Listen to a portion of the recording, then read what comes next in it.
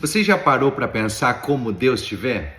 Não como as pessoas te veem, não como os outros te enxergam e nem mesmo como você mesmo se enxerga. Quando você vai à frente de um espelho, como você se vê, né? Cada pessoa ela tem uma própria interpretação, mas eu estou perguntando como Deus, que criou o céu e a terra, como Ele te vê agora mesmo, nesse exato momento. Você já parou para pensar sobre isso? Nós olhamos para o provérbio de número 30, no verso 12 aqui, e ele diz: há uma geração que é pura aos seus próprios olhos. Eu peguei a versão da nova linguagem de hoje. A nova tradução da linguagem de hoje diz assim: há pessoas que pensam que são puras. Você conhece alguma pessoa assim? Elas são puras aos seus próprios olhos, mas a sua sujeira ainda não foi lavada. Tem pessoas que elas olham para si mesmo e acham que está tudo ok, tá tudo certo, que não tem nada para mudar. Talvez elas se preocupam até com como que os outros estão vendo ela, mas nunca pararam para pensar ou para fazer essa pergunta: como Deus me enxerga? Como Deus me vê? Aquilo que eu estou fazendo, como que está? Sabe, existem pessoas hoje que são como esses fariseus citados aqui no livro de Mateus, no capítulo 23, no verso 27. Diz assim, ó: ai de vocês, mestre da lei e fariseus, hipócritas! Vocês são como sepulcros caiados, bonitos por fora, mas por dentro estão cheios de ossos e de todo tipo de imundície. Assim são vocês, por fora parecem justos ao povo, mas por dentro estão cheios de hipocrisia e maldade. Nós vivemos em uma geração que se acha justa aos próprios olhos, que acredita que fazer o bem é suficiente. Se conhece pessoas que fazem tantas boas obras, fazem tantas coisas boas e acham que isso é suficiente, mas se esquecem que o mais importante para Deus é a obediência.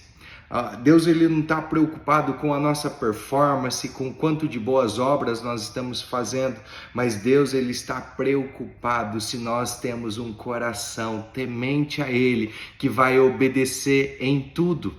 Nós precisamos ter esse coração. Quantas vezes nós fazemos o certo?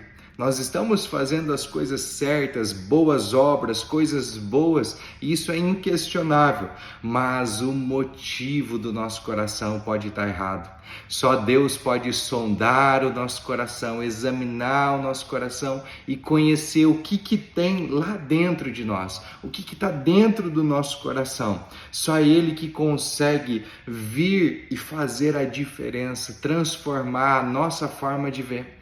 Sabe, a palavra do Senhor nos diz aqui, Jesus nos alerta que se nós fizermos as obras para sermos reconhecidos pelas outras pessoas, tudo que nós estamos fazendo aqui nesse mundo é vão e nós já recebemos a recompensa. E eu posso te afirmar que a recompensa que nós recebemos aqui, ela é vazia. Mas a recompensa que Deus tem para nós, esse galardão eterno, é muito melhor. Nós precisamos compreender que quando Deus ele nos toca, Ele toca nos nossos olhos e Ele muda a nossa forma de enxergar as coisas.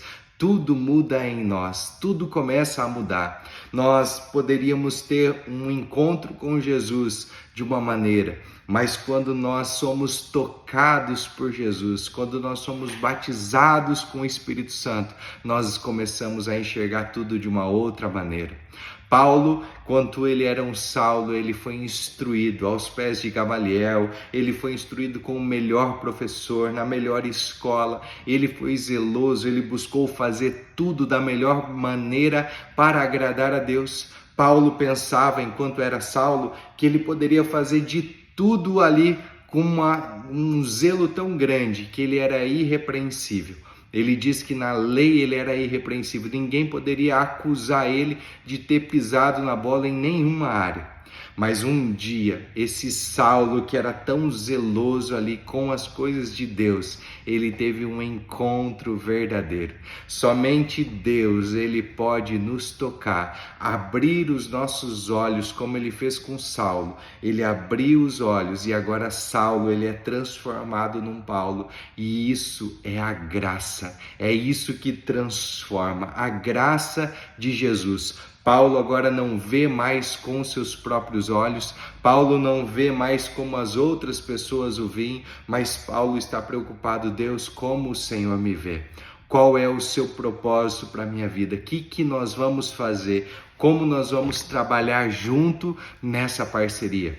É isso que Paulo está fazendo. Quando Deus toca, ele tudo muda, nossos olhos se abrem e pela primeira vez nós conseguimos ver como Ele nos vê. Ele nos mostra a verdade sobre nós. Talvez você tenha carregado uma mentira no seu coração, uma imagem falsa de quem você é. Talvez você acreditou no que as pessoas disseram como elas te veem. Talvez você acreditou numa forma que você enxerga aí no espelho. Mas hoje, a pergunta mais importante que você pode fazer é: Deus, como o Senhor me vê? Feche seus olhos nesse momento e faça essa pergunta.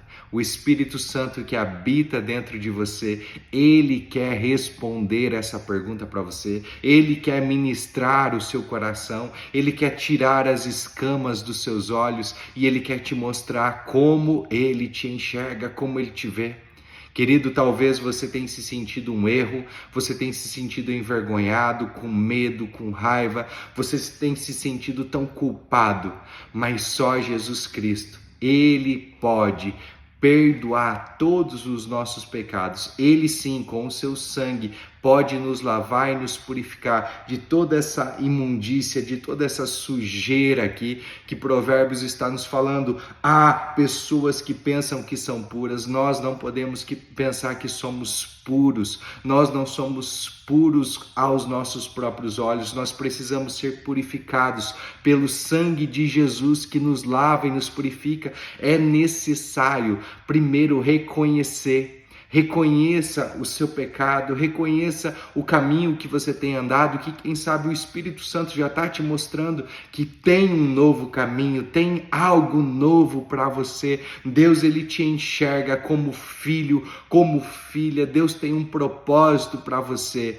Quem sabe essa vida que você está vivendo até hoje, longe dos caminhos do Senhor, chegou o momento de você falar: eu me rendo, eu entrego a minha vida a Jesus. Senhor, como o Senhor me vê? Deus te vê como um vencedor, como mais do que vencedor. Ele te vê como um filho amado. E baseado em 1 Timóteo 2,4, ele diz que ele quer salvar todas as pessoas. Por isso ele quer salvar você. Sabe, talvez você ouviu alguém dizendo que a salvação era para um determinado número de pessoas. Talvez não tinha mais lugar, ou alguém falou: olha, não dá para garantir que você vai ser salvo. Tem várias linhas teológicas, mas a Bíblia explica a Bíblia e a Bíblia está falando: ei, querido, há salvação para todos.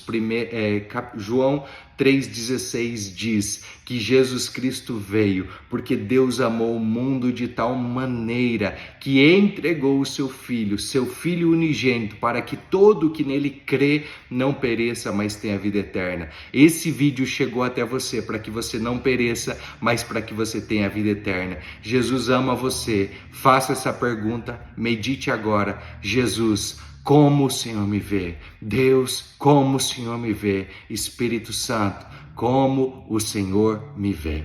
Escreva aqui nos comentários como Deus te vê.